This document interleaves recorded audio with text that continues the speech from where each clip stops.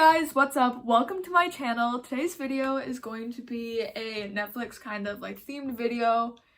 I'm just going to be talking about what shows you should watch during this quarantine and like binge them like right away, because why not? We have like a lot more free time, at least I do, plus like online school gives me more time to like watch Netflix, for example. So I've been doing a lot of that recently. But I'm going to be talking about shows that I have watched on Netflix.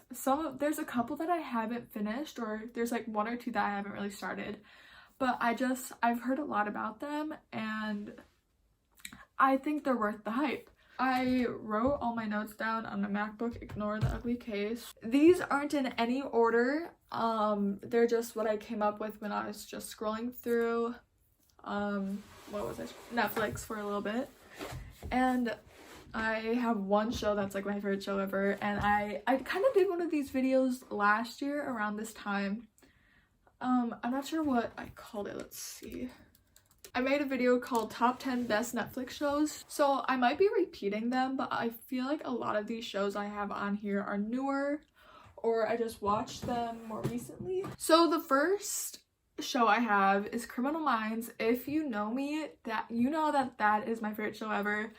I grew up watching it, so I kind of just like have always had a spot in my heart for it. So it's like my favorite show ever. There's 14 seasons, but like 12 of them are on Netflix. The other two aren't, which I'm kind of upset about because I haven't watched them yet. But it's okay, we're working on it. So this show is about the FBI, and it's kind of like the like Chicago PD shows and that whole things on like, I don't know, my mom watches them. And it's about the Behavioral Analysis Unit, and which is a part of the FBI. And every episode, like you can just like watch an episode from any like season and it'll make sense, but if you watch it like front to back, no one says that. If you watch it from like season 1 to season 12 or whatever, you get like a better storyline and it just makes more sense, and it's just very, very good. So God, I love this show so much. I've cried so many times watching it. You fall in love with the characters. Matthew Gray Gubler is literally my favorite person ever. I've had a crush on him since I was like freaking 8 years old. I love him, and he is one of the reasons why I still love this show so much.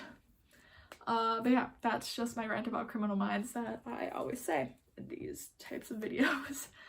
Next is I Wish I Was Okay. I just watched this when I was in New York with my friends, and it was very good. I missed a little bit of it because like we would like watch it when we got back and like we were showering and everything, and we'd like take turns watching it, whatever. But this is about a girl who finds out she has some sorts of powers that's like, she doesn't know how she got them and she doesn't know how to fully use them yet. And then on top of that, she also has to go through her entire like high school life, like figure out who she is, who she likes, like how to flip and do her math homework and take care of her family. So it's very good. It's one season, so really easy to watch. We finished it in like 2 nights, and it's just, I love these characters that like, so there's another rant. So there's the characters that are in like I Wish I Was Okay, the It movie, and like Stranger Things, like all those like teen group characters, like you guys know who I'm talking about.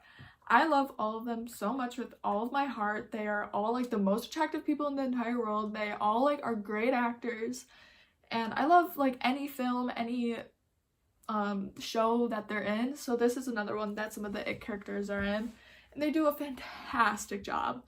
So highly recommend that one. Next is On My Block.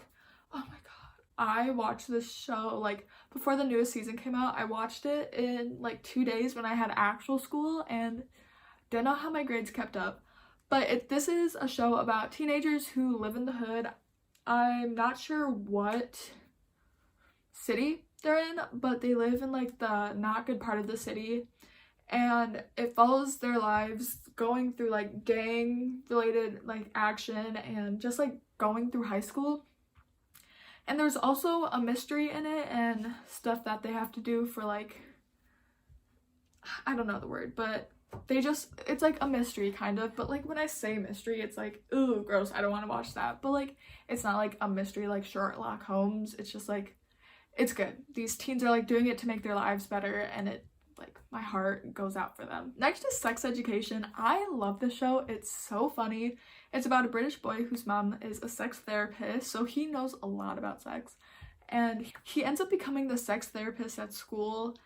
And it kind of just goes through like his life with relationships and knowing like everything, and people like always coming up to him about advice. But it just goes through his, once again, high school like career, I don't know, but it's really good, and like goes through him and his best friend, him and like his love life, and it's very good, and I highly recommend watching it. It's even good for like just advice about sex. Like if you just want to watch it for educational purpose, like full send it, do that, but it also has a good storyline too. Next is You. I just finished this last week, and it's not my favorite show in the world. Season 1 is way better than season 2. Don't hate me. But this is about a stalker who, at first he lives in New York in season 1, then he moves to LA for season 2. And he's just like a stalker. He like finds a girl, falls in love with her, and then will do anything for that girl. Like he will go out of his way to do anything. He like memorizes everything they do and seems like the sweetest guy, and he like makes them fall in love with them. But then like he kind of goes crazy, and I don't know, it's really good.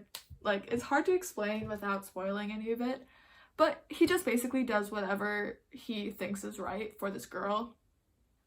It's very good. Please watch it. But okay, it's not very good. It's good. It's kind of like good knowing that like that can actually happen. Every single show I talk about on here is about teenagers, except for You and Criminal Minds. It's just that I really like watching shows that I can relate to. Like if I can't really like get invested in shows that are about like older people, because it's just like I can't relate to that. But like I can 100% relate to a British boy who like knows a ton about sex, right? But next is the Society, and this is about a group of teenagers who go on a group field trip, but then they have to come back because there's like the like place shut down that they're going to. And when they got back, they like were calling up their parents and no one was answering. So then they soon realized that everyone in the town has vanished. Like the town is still like there and like fine, but everyone else that wasn't on those buses are gone. So then they have to learn how to survive with like all the materials they have, and like learn to like make farms, and like they had to create their own government, have like a leader, and then figure out what to do with the people who like don't listen, and kind of create their own world. And they're also like trying to find out how they're here and how like they need to leave. Next is Vampire Diaries. This one was in my last video, I know for sure, but I started this last spring break, and okay, another little rant. I have commitment issues with TV shows. Kind of weird, right? But I have this thing where most shows I watch are like 2, maybe 3 seasons, because other than that, it's not that I get bored with it. Like I still really like the show. I just like can't get invested in it again. Like I lose like focus or whatever. And this happened with Vampire Diaries. I really want to watch it again, but I just like I can't get myself to. But Vampire Diaries is about vampires, and they kind of have to keep their whole town safe from like other villains and vampires and other like things, while maintaining their like high school lives and making it seem like they're still normal, which is very good. It goes along with like the Gilmore Girls, Pretty Little Liars. Just like I feel like Gilmore Girls, Vampire Diaries, and Pretty Little Liars are all in a group of shows that middle school girls would watch that are like really long and like whatever. But I haven't watched the other 2, but Vampire Diaries is really good. I really like it. I love the characters. Everyone in the show is absolutely beautiful. And I just think that you should give the show a watch because it's longer. It's really good. I don't know. I really like it. Next is Tiger King. I have not watched this one yet just because I haven't picked it up yet. But I have heard a lot about this online, and I feel like it's one of the shows that you kind of just have to watch at some point. I'm pretty sure it's about tigers, who knows, but it's like all over TikTok, Instagram, Twitter. Oh my gosh. But yeah, watch that. I'm gonna watch it soon. I just haven't yet. Next is Atypical. This is about a boy who has autism and his family's lives while they are trying to just go through the things that happen to like families all over the world. Like they go through like relationship troubles and just like normal family stuff that happens like everywhere. And this one is really easy to relate to because you can just like, there's a character out there for everyone that like just hits you, whether it's like the parents, the sister, the boy, friends. They're just, everyone has their own problems that happen like all over the world and like to everyone. Like everyone goes through these problems. That, I don't know if that made sense, but this is really good. Next is Stranger Things. If you haven't watched Stranger Things yet, I don't know what's going on with you, but it's about a group of friends who goes through their lives, like I think they start off in middle school, but just goes through their lives with like supernatural forces, and just for some reason they were like targeted with the supernatural stuff, and they like kind of go through just like them fighting it together, and it's all these like teenagers and there's like 2 adults in like the friend group, but it's really good. I love it. I binge watch whenever a new season comes out. I binge watch it like right away. Me and my dad love this show. Next is The Office. If you haven't watched The Office, once again, you're living under a rock, go watch it. Well, okay, you don't have to watch it, but people either like The Office or Friends. I like The Office, haven't watched Friends yet. I don't really want to, but whatever. But The Office is about a paper company, and it's kind of just like a documentary going through like their drama, their like family problems, and just like the drama in The Office. Keyword The Office. It's very funny. It's kind of like rude at some points. Next is Lock and Key. I watched the first episode of this with my brother, and I was gonna finish it with him, but he watched it without me, of course. So I heard the first episode was really good. It's about this family that moves into this old house that like their dad, I don't know what I was talking about. I don't remember what I was talking about with Lock and Key. I got sidetracked, but I'm going to move on to the next one, which is The Trials of Gabriel Fernandez. This is like real, like it's I think a documentary, and it's about the trials of Gabriel Fernandez, who was a 7-year-old boy who was abused by his mom and his mom's boyfriend. And it just goes through how the mom and mom's boyfriend gets, like, what happens to them and how they get, like, penalized. I don't know the word. And just, like, goes into the investigations behind the abuse and, like, I don't know. It's just really good. It hit really hard because, like, it's a true story. Netflix documentaries are all really good. They all just hit different. But this one hurt a lot. Next is The Umbrella Academy. I started this one last week and I'm like 3 episodes in.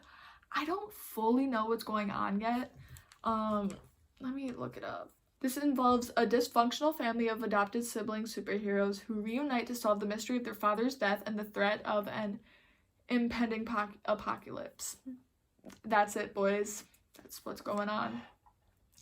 And all of these, like, adopted siblings have, like, superpowers. Like, they were all magically born on one day, and the moms weren't pregnant that morning. So it's kind of sketchy, not gonna lie, but it's good so far. It's just kind of a slow beginning. Next is Riverdale, and Riverdale gets so much hate, and I've only watched the first season. I started the second one. I was too scared to finish it.